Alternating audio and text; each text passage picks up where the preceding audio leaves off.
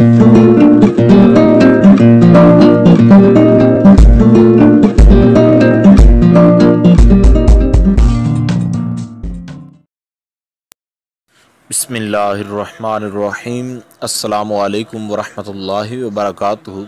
बात करेंगे आज जुमातुल मुबारक के वजीफ़ा के हवाला से कि जुमातुल मुबारक के अंदर कौन सा वजीफ़ा किया जाए जिससे इंसान की दिल मुरादें जो हैं वो पूरी हो जाती हैं।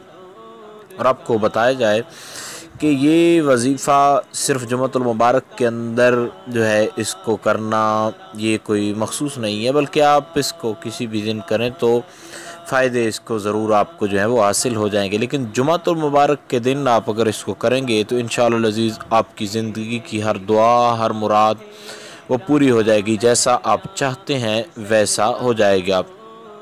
तो कोई मुश्किल नहीं है, इंतहाई आसान है। अल्लाह रब्बुल आलमीन के 3 नाम हैं, या अल्लाह, या रहमान, या रहीम।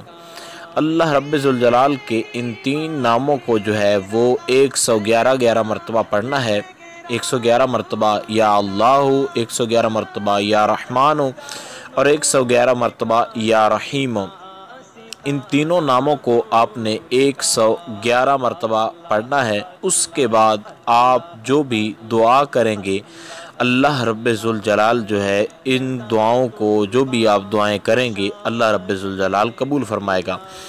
और अब आपके सवालात की तरफ बढ़ते हैं। आपका इसमें ये होगा कि जुमा से पहले करना है या बाद में। तो जुमातुल मुबारक की सुबह से लेकर शाम तक किसी भी वक्त में इसको किया जा सकता है।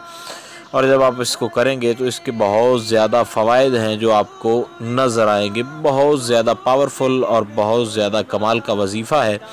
तो ज़रूर इससे फ़ायदा उठाएं और दोस्तों के साथ इसको ज़रूर शेयर करें ताकि जो आप जो है परेशानियों का शिकार हैं वो इससे फ़ायदा उठा सकें। उम्मीद की जा सकती है जो गाइडलाइन आपको बताई गई है इसकी आपको मुकम्मल तौर पर समझ आ गई होगी। फिर भी अगर आपका कोई सवाल हो तो आप लोग कमेंट्स कर सकते हैं।